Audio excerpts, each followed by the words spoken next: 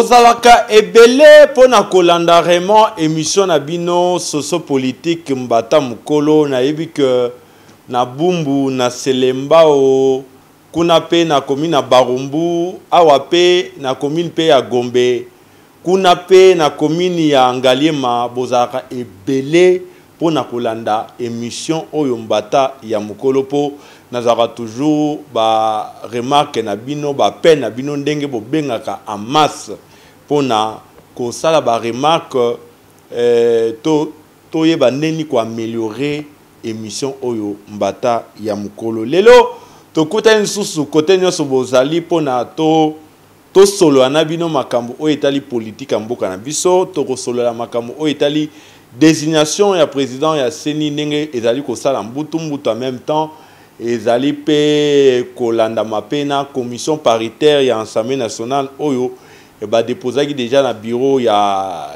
Assemblée nationale et pas ya président Bosso toko solo lango toko solo pe makambu oyo etali ba enseignant ndenge bazali ko menacer ko kene grève en même temps na résultat publication ya examen d'état édition 2020-2021 toko solo pe makambu oyo etali déclaration ya ba jeune ya province ya Lomami na pona candidature ya mwana mboka moko a déposé candidature na attaque gouverneur ya province yango ezali maître Ndala Mwela Jean-Claude to kozwa déclaration pe na bango pe na suka to kosola makambu oyo etali la mukana Asbel Armel to kosola pe na makambu pe yango to kosola kasina nani na invité na biso ya mukola lelo ezali Monsieur Félix Mukanya azali jeune politicien okola ba politicien nyonso a evaka na parti politique moko mais en même temps azali pe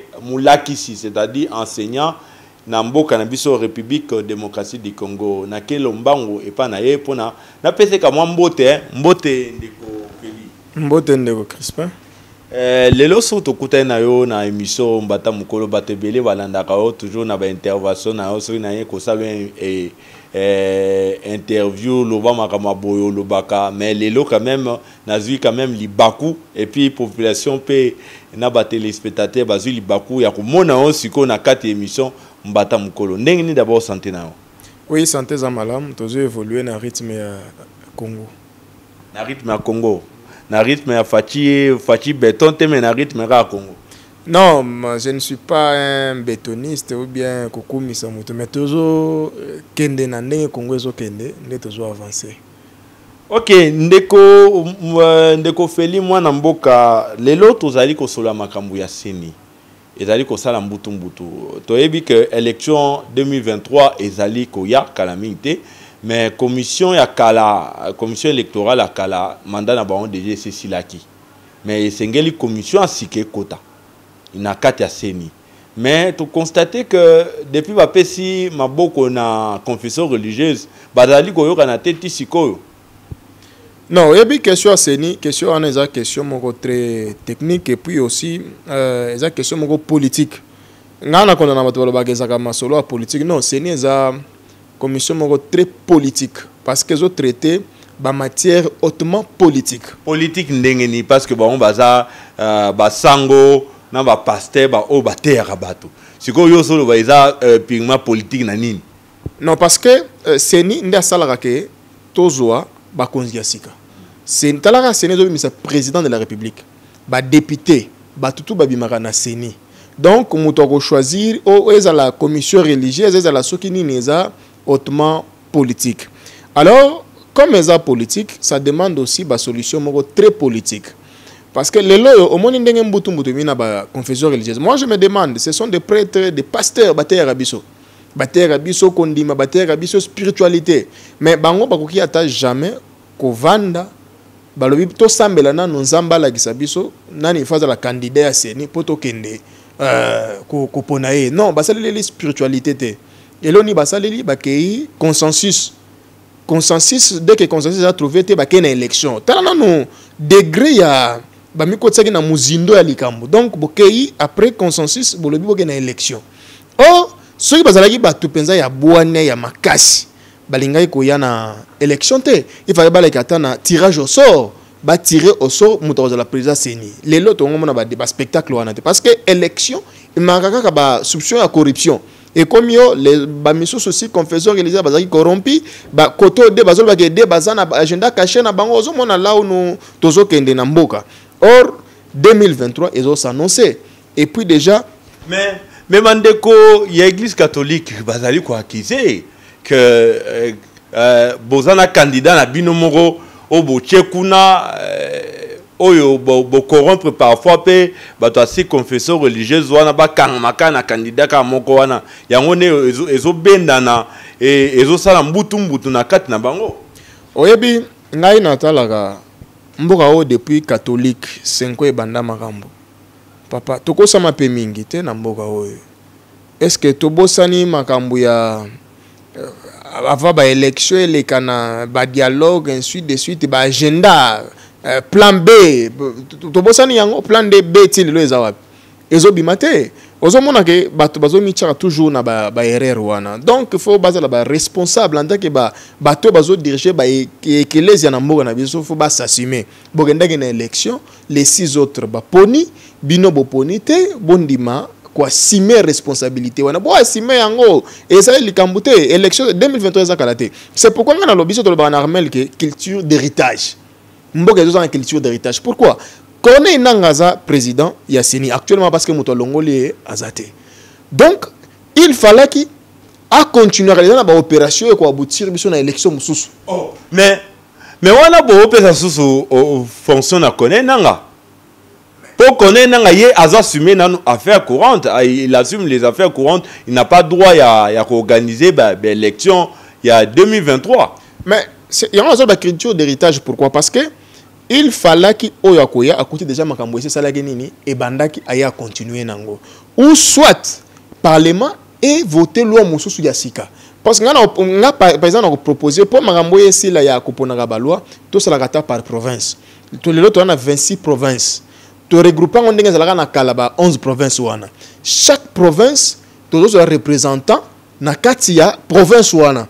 Donc, et comme en termes de rotation, c'est-à-dire que la vote déjà que province ou province ya Bandundu, mutufa bima ko na Bandundu, il faut la société civile ya Bandundu basala nini, babi misa mutuana.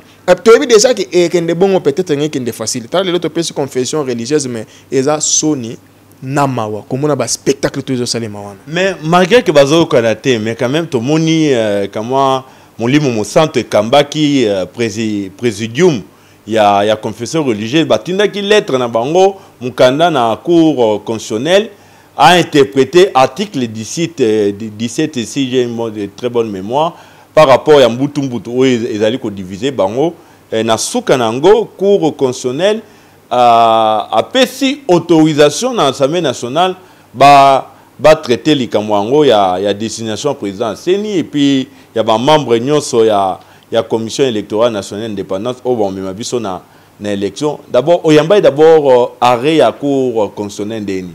Non mais cour constitutionnelle interprétera loi ndenge zali au moins que bagenda ko ta requête mais requête ezongeli bango moko en défaite badana défaite parce que cour apesi assemblée nationale privilège ya ko entériner ba membre wana donc o bazo benga Denis Kadima o bango babimisaki azala entériner selon ce qui tellement majorité zana union sacrée donc tant Denis Kadima okende kuna azala entériner une fois pour toutes donc bango bakendaki mais ebimeli bango le roi défaite.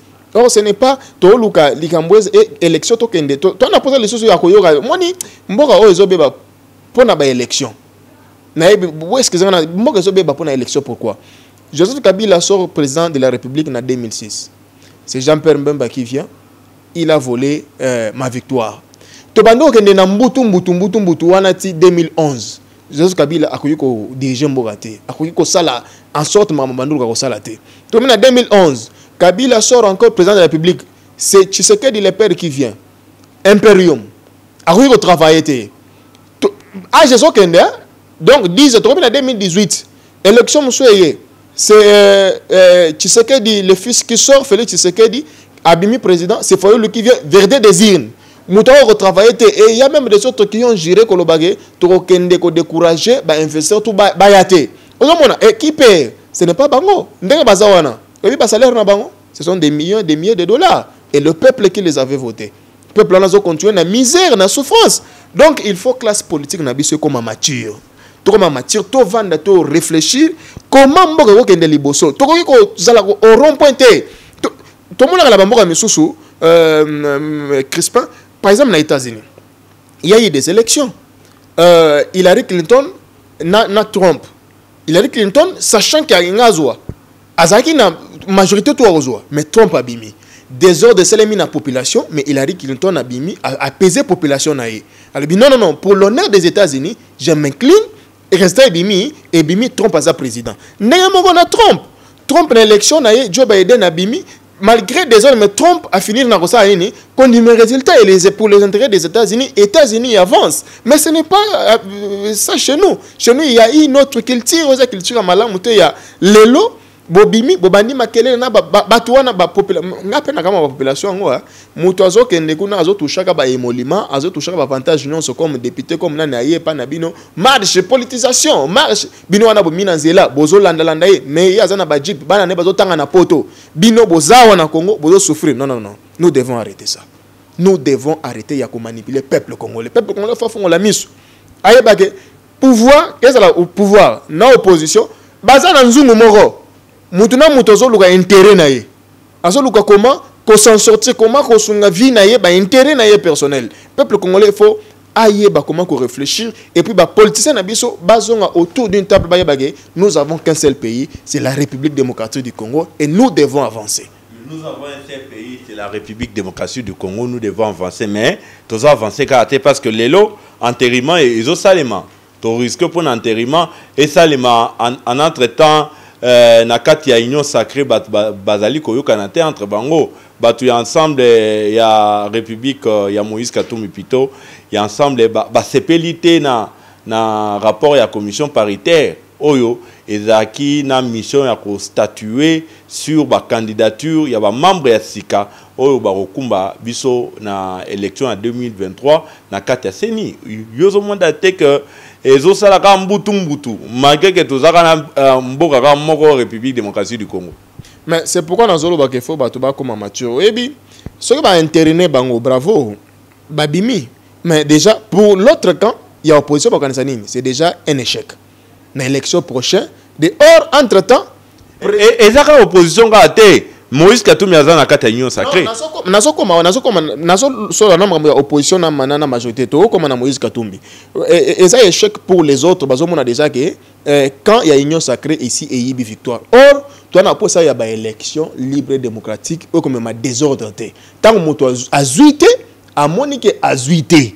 Donc il faudrait une large conscience tout ba yokana mutu nyonso acha maina acha vinyo na maina vinyo na ye de façon que tout ça nini to yokana to kene biso na oponami tant ozo soulever likambo ya les chairman nani Moïse Katumbi mais ngana okamo à côté de sacré pona il doit prendre courage de démissionner yo comment otambola na bato entre temps ozana idée moko na bangote koto ya baninga bazo bongisa ndenge il faut ba interner quelque chose dans ba condition bazo ka basalele yo koto na kati ozo résister non tu démissionnes tu es libre obimi na yo o la kisi mo mbake non ngai na ko résister na ngana so da dictature selon yo o ko résister te est-ce qu'il n'y a pas moyen pour boyo kana entre bino kuna bolo bino ndenge Moïse Katumbi azama mo na biso union sacrée Toyo kana quand même koto to pesa pas o ya zapé satisfait pour na ka to avancer pesa na kati na bino na union sacrée mais to constater que quand na union sacrée bino boza bato union sacrée mbutu eza non likambo yo kana eza te moniteur na zolo babo na zolo pas en tant que mutu ya union sacrée je parle en tant que un centriste na zolo bela na centre ya nyonso parce que jusque là je ne me suis pas encore engagé vraiment na union sacrée parce que j'observe oui nous avons soutenu leadership il y a Félix Tshisekedi mais pas il y a union sacrée là je vous dis franchement vrai ngai na soutenu union sacrée j'ai soutenu Félix Tshisekedi les valeurs liées à la personne parce que to soutenu IDPS et j'étais parmi les gens autrement lobagé IDPS et aux pouvoir mais pas avec Etienne Tshisekedi bon aux pouvoir na Félix Tshisekedi là bato bayebi na lobagaya na bandolo bango avant que toi comme na pouvoir et je soutiens la personne parce que la personne a des idées mais l'union sacrée oyo eye ko pese mela biso bon tellement c'est sa volonté pour avoir majorité à diriger. Et nous avons avec observation parce que l'Union sacrée est battu il y a na régime passé. Bazana Kati, et qu'est-ce qui prouve que Bango Bongo limité, qu'est-ce qui prouve que Bango dirige Mboka, et pour preuve, jusqu'à aujourd'hui, Banda Union sacrée Salim, Bila Union sacrée Zanine. Jusque là, toujours mon élote, mais toujours Betara Mazola Union sacrée, les peuples souffrent, la même souffrance continue. Ils ont souffrir. Ok, merci beaucoup, moi Mboka. Les peuples souffrent, et la Katia Union sacrée, bien sûr, mais tozotale ya bino ndenge bozali kokamba mboka mwana mboka Feli Mukanya tokoti na deuxième sujet na biso oyo ezali problématique ya salaire ba enseignant ba enseignant ya mboka na biso bazali kolela salaire na bango balobi ke sengeli mula matadi l'état nenga lakaki bango ki robakisa bango mo na kata salaire na bango abakisa bango avant babanda vraiment kosa musana bango ko lakisa bana ko tangisa bana rentrée scolaire ça maki mais timidité ezali parce que grève ezali vraiment pas enseignant timidité ezali parce que élèves bazali ko yate timidité ezali parce que enseigner belé à l'état bazali ko yate yozo ozali ko mona onde non Crispin Oyebi ngai na CC université bon d'ailleurs na CC qui na noté tant na diplôme d'état premier musana ngai na bandi eza enseignement. Parce que nalingaka enseignement. Ngana lobaka que sans enseignement, mboka oyo keli bosote. Mais j'avais encouragé le président public na courage ya Zouaki. Ya ko prôner gratuité de l'enseignement. C'était une bonne chose et une bonne initiative. Maintenant qu'est-ce qui arrive, Crispin? Le président a lancé gratuité de l'enseignement. Mais cette gratuité là, elle a accompagné na ba moyen de bord pour ça nini et matalikolo. Tout ça, les recherches ming en Afrique, aucun pays en Afrique, un enseignant, il y a école de secondaire, a touché moins de $300. Ce n'est qu'en RDC, on a touché moins de $200. Moins de $200. Imaginez, aux yeux enseignants, tant on parle maintenant au foot, enseignants on se retrouve à $500, $800. À banda qui au foot landa où il y a 200 ainsi de suite. Vie sociale naïe, elle déjà sur $500, $800. Oui, qui ici à $130. Bah, mais surtout $100. Le pli au bazar makasi, au bazar na salaire rebelle, bazar à $170. Au kiti bango bongo. Au nyoko li via mutu. Mutu agozo surmenage à koufi. Yo kanisi mutu wana za sona kapasa ko sala recherche ba watani sabana mama malunga. Ata sa bango enseignement baclé. Au renseignement ils a recherche. Recherche zatan. Mutu wana ego senga yeni ni akenda kemile ba école privée belé. Aye bandeni à quoi s'en sortir pour maintenir l'équilibre à faillir naïe. Ce qui peut exacter donc azo souffrir. Donc tant on lance gratuit. Moi j'aimerais à ce que le président azo eloko ya lancé qui à cœur. Azo yango na motema parce que ça initiative yango ndeko pesa ye peut-être mandat 2023. Ouais bi combien d'enfants bazongeli nzela ya classe na gratuit enseignement. Basé belé. Mais au côté enseignants, il y a moins de 50 élèves dans la salle, comme il y a plus de 100 élèves dans la classe. Azo futa maté.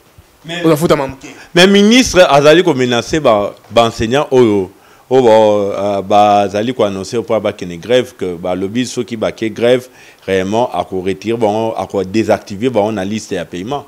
On est un comportement ya ba combattant. Il est déjà un homme d'état. C'est un comportement ba combattant. Et ce comportement ba combattant, il faut accompagner un homme d'État. Un homme d'État, c'est celui qui a se mettre à la place ya baninga. Il y a souffrance ya bato. Combien de fois c'est enseignant? Combien de fois c'est enseignant? Combien de fois basaka rentrer? Nous allons voir. Depuis gratuité banda, nous allons voir. Basinya ba akor ya Bibo, Tilelo. Combien ici ba sali na akor ya Bibo? Ba NI bazo souffrir. Et chose grave, beaucoup de écoles fonctionnent déjà sans arrêter. Bokani bango. Mais les écoles ont des élèves, ils ont des parents, ils ont des enseignants. Beaucoup de écoles non viables. Mais les écoles, qu'est-ce que l'État doit faire? L'État, il faut les écoles non viables. Attendez la bango parce que les enseignants, les parents, les enseignants, les parents, les lots, ça fait 3 mois qu'ils font amater, ils ont lié parce que yo non viable. Problème to bando c'est l'excellent ministre Tony Mwabeza fictive ya ba école fictive Donc l'école fictive est la kisinin. École existe à côté, mais ils ont un listing na batu mbongo na ngwe kendaka ailleurs. Nda hôtel école a bongo bi école existe à côté, ah exacté. Au longoli yango, ou soit tu es une école au côté il y a des enseignants fictifs. Au longoli mais au côté école atteint ils ont 4 salles. Mais c'est école. Yo tongela bango parce que on a 4 salles bazana bana. Tongela bango ba salle engagé batu misusu ba kota et puis tant tongela bango. Et que ça là que bana environnement ba comme nini ba ya kotanga wana ba comme ebele mais yo koto oh, non viable. Non viable ça veut dire quoi? Ba expliquer en terme wana bien non viable ça veut dire quoi? Nous on attendait de lui à déceler ba école fictive. Na ba enseignant fictif. On longoli ba mais elle aurait existé. Au côté attends au côté ba bazo tanga na salon. Mais c'est une école. Bazo tanga na salon, c'est une école. Yo luka possibilité en tant que gouvernement tonga école zo bango longa bango na salon kota bango na chambre yo muno kota bango siko ozali ko senga nini pas ministre pour na salaire d'abord ya enseignant non ministre il faut achana no atikana no kozala combattant a comme un homme d'état oui à réfléchir ayeba que ce sont de pères des enfants comme lui et batouana bango nde basala yaza la ministre parce que sans l'enseignement là de base yanga comme ministre té il faut que souci na bango baba qui c'est la enseignant salaire na lobby hein les députés touchent combien il y a on a vu na TV les députés touchent 10 000 à 13 000 dollars basala musala pendant combien de temps bazana ba 3 mois de vacances parlementaires bazula ombong ce sont tous les députés de basala vacances ba déposer un rapport wana ils ont une influence ni sur le peuple congolais mais l'éducation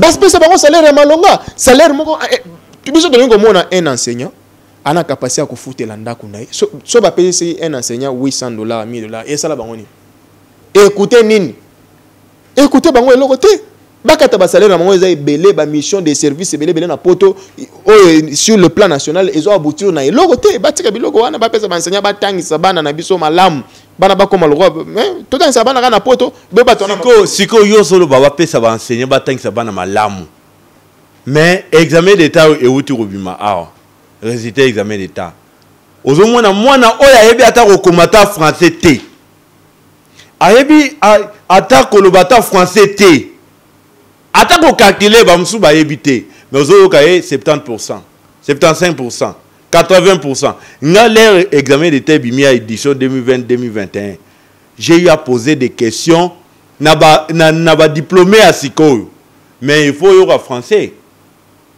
Azo conjugué verbe être na temps présent net verbe avoir mais ozomona te ke balakisi oyo ozali ko senga ke baba ki ya bongo bazali ko sa musana ba bien te otengisa bana donc respect examen d'état ils ont reflété chaos et enseignement oui chaos et enseignement mais ça biloko di chaos enseignement pourquoi bana wana bay ngala kutunaga ndenge nini bana na ba école par exemple na école ngana tangisaka na ba école ngana na tangisaka moi na bana 70% mais au moins un examen d'état biminango amina onde ministre au enseignement eza na madusu ya tricherie à outrance oui il faut nga ça la nga passe ya crispé obi enseignement na biso ebe balikolo tricherie moi na alongwe première 7e des humanités à 8e à l'équipe ba c'est les bulletins sur wapi ou bien sur ndenge na l'équipe donc azoma ta classe bon azo lega naye commission ba benga je crois ce qui cerni na ba musala sala ka ba futela ba mbongo cerni identification ba élève o ya mati classe supérieure yeba na raté akomi na lelo za 4e année mais l'ancienne appellation est 6e année akomi na 4e année na diplôme accueilli et qu'est-ce que les écoles je dis bien toutes les écoles donc étiquette sous mutute toutes les écoles ba miso ba kotaka bato ba benga ba mercenaires oui na 4 ba osela bana ba examen d'état et les autres bana ba zokota na ba téléphone mais moi je te dis ce qui est vrai ce que je te dis c'est vrai parce que j'ai les soucis de l'éducation faut batika bana baza la laisse et puis composer examen d'état tala so je composer examen d'état non ou peut même ba enseignant miso ba ko rater ou peut enseigner question examen d'état bo yemoko et beti poto comme moi na classe ba composer examen d'état na niveau ya bana et puis de deux tant ba kendaka surveillant ngala surveillant na classe hein surveillant na classe Donc, ce que comme on est mis comme c'est vrai examen d'État, c'est que les hommes au Conginda Nambong. Oui, pourtant on côté dans la salle, au 5 mois bana contribution, ba pécio, bana bayena ba téléphone, ba réponse. Natena ngai tene na lobby. Bozo mona mutu azo funda bino. Abi ba surveiller ba kotaka. Ba surveiller ba ngindaka. Bete biloko. Je te dis eza ce que ministre alingi abenganga. So alinga organiser examen d'État. Abengangai à travers émission na yo ebise tala comment et salemaka. Ba te belé bazana kati wana. Ba ité mezo bimalwa banguba na ba centre bezo salema na ba labo bazo tinda bana ba réponse et puis examen d'État moi na yemo 70 habité à 70 na ndenge nini. Azoy ba ko ndenga bi azoy te. Moi je connais un parent ya tout nanga moi nanga 70 ndenge nini ngabi ozoto na moi 70 moi nanga za zoba ko 70 te parent yemo ko yebike moi na ko 70 ma 70 parent yebike moi na za zoba oui à cause de 70 mais azu yango donc éducation na biso ezobe bana biloko wana qu'est-ce qu'il faudrait faire tant éducation ezobe ba ngana zo condamner ba enseignant te na zo condamner ba na condamner l'état que ce que l'état tient ba moyen malamu na éducation un enseignant comme bien structuré aza bien enseignant ko lukasa la bozo baté enseignant ko lukate a te cavalier na ye pourquoi so te cavalier na il y a même des enseignants ba kota komba à quoi tu penses nani mercenaire c'est ban examen parce que il faut pas foutre moi 200 moi 300 dollars abimi nango mais imaginez ce que l'état comme fout enseignant le 800 dollars 500 dollars est-ce qu'enseignant ko linga ke kota bozo ba wana a kota te il donne secours asali ba recherche na ye apesi ba na cours bana bakei.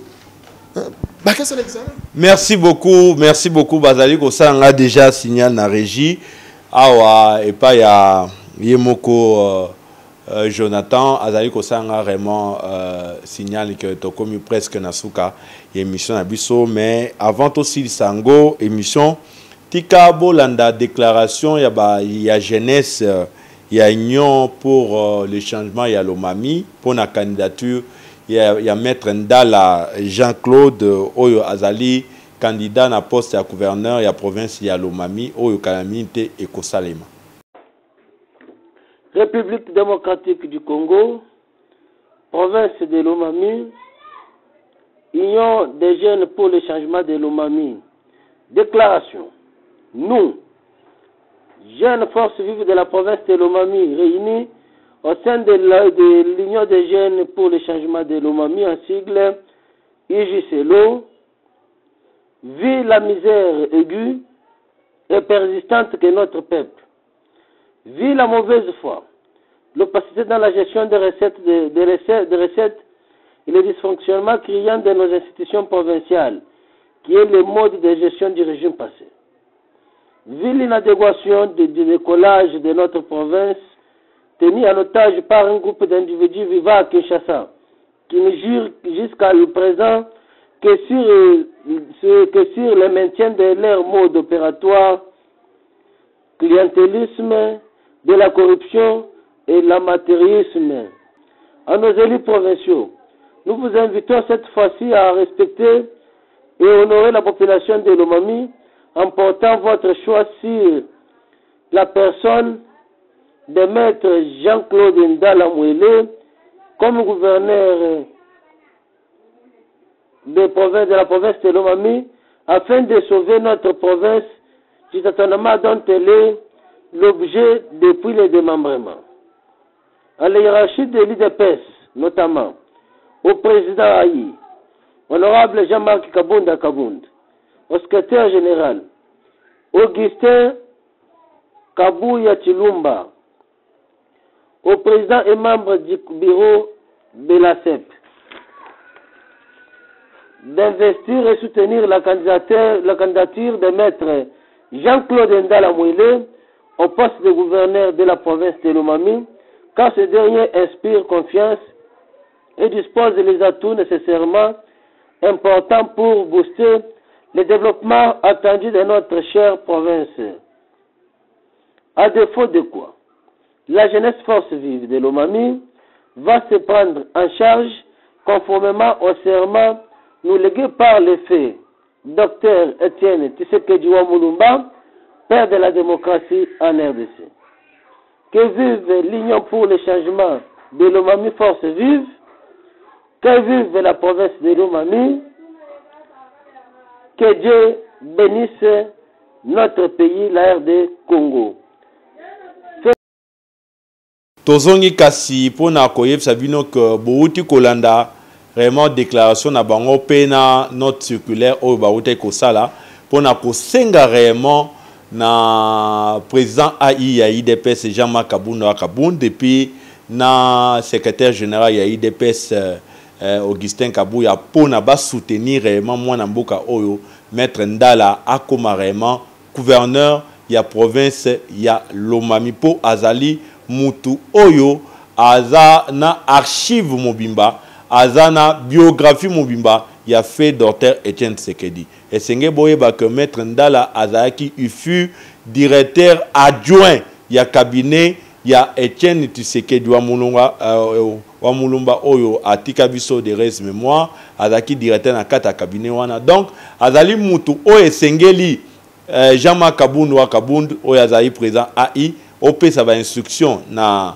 ba député provinciaux ya Lomami batia quand même ninzaka na bango ba voter massivement candidat oyo maître Ndala Jean-Claude Mwele azala vraiment gouverneur ya solo ya IDPS a mema idéologie ya IDPS kuna a mema ba projet ya IDPS na kati ya province ya Lomami pe nazali pe ko senga directement na ba député ya Lomami ba député provinciaux tala mutu oyo esengé bo voter akoma gouverneur ako gérer bien gestion kozala kitoko na kati ya province wana et puis province ya Lomami et ko bénéficier na makambo kitoko na gestion na ye détournement et kozala te po azala bon mutu oyo azala bon mibeko aza maître avocat ayebi que soka détourner ba ko na boloko po mikolo IGF azo sakanate donc bino ba député provinciaux bola na bambongo te mutu oyo yela bino mbongo lia mbongo wana mais voter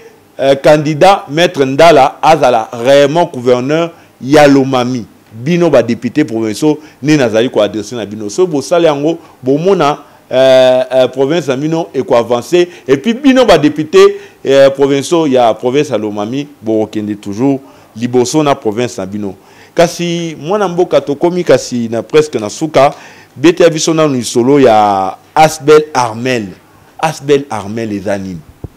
Oui, avant de Armel, je devrais ça la recommandation bon proposition mon ministre et EPST ya ko yebisa yebo moni eza car enseignement ya secteur moko oyo biso ba enseignant bien ba enseignant ba bénéficier na ngote na sens ni so comme area surveillance examen d'état ba benga ba militant ba to ba parti politique ba tche bango cette fois-ci il faut veiller sur yango que seuls les enseignants ba kende ko surveiller examen d'état parce que zali eloko na bango botika bango bene ezalo kwa ba prime na ba avantage na bango ya musala botika ko benga ba militant ko tsa bango na kati wana et komi er ba futa bato komi mbilinga parce que bato bo memi bazana matricule te eloko te bazana ba compte te donc ça fait du mal botika ko yoke saka biso soni donc ministre Zouango Aker de façon que na ba édition prochaine il y a examen d'état bo bengisa seuls les enseignants ba surveiller bana na bango.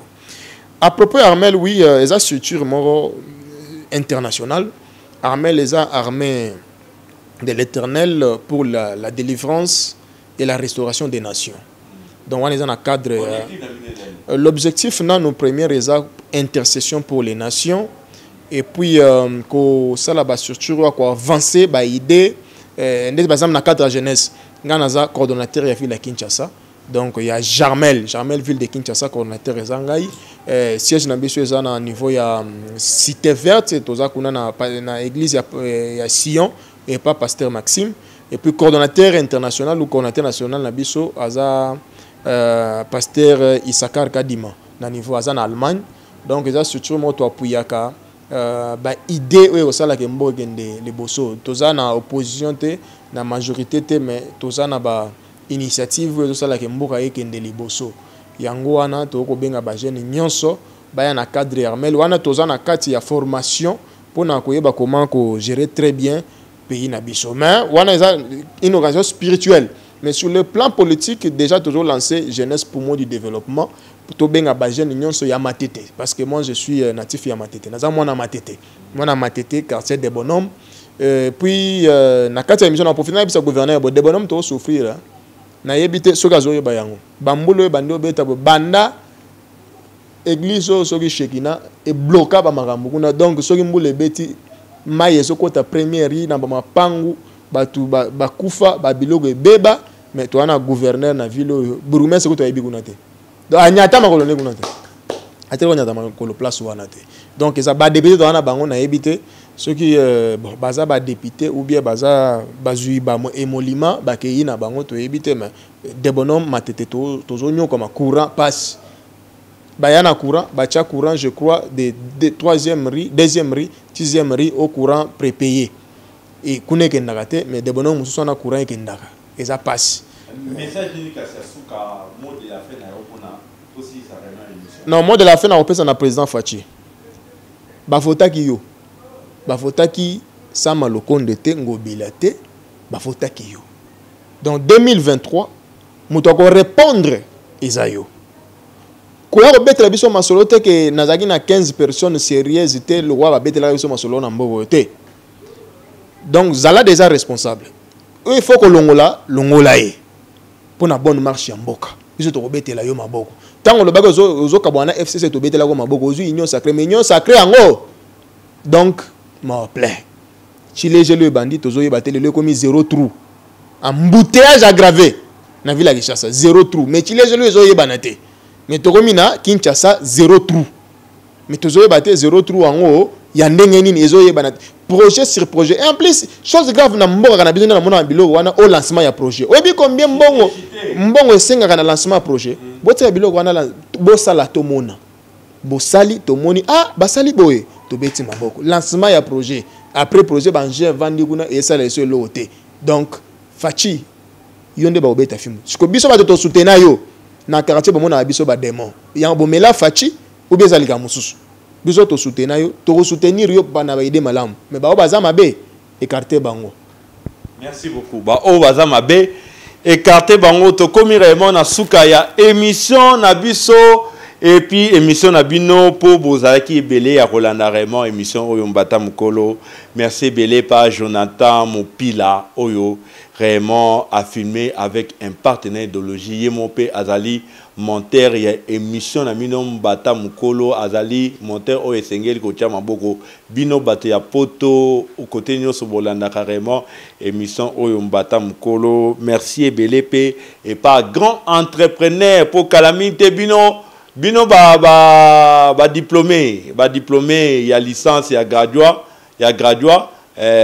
Bobongama déjà na dossier na bino pour na Calamité grand entrepreneur azo ya na entreprise ko installé awa comme on a te dit qui ça la suprême azali ami ya Lukusa vraiment azali mwana mboka oyo azali ko soutenir vraiment régime à Félix Antoine Tshisekedi Tshilombo a lobby que esengé na epé achape kamwa libanga na epo na mboka na biso ekende toujours liboso grand entrepreneur monsieur Teddy Kizala monsieur Teddy Kizala grand entrepreneur ya République démocratique du Congo merci P ebele et pas Vienanga Papi Mbombo président ya ba congolais non alignés en France communément appelé Volcan mais en même temps azapé chef coutumier ya ba diaspora nyonso na poto kuna merci P ebele pa Mamwadel moi Malula oyo azali présidente ya association Tukanga et Tubidi oyo na kosenga toujours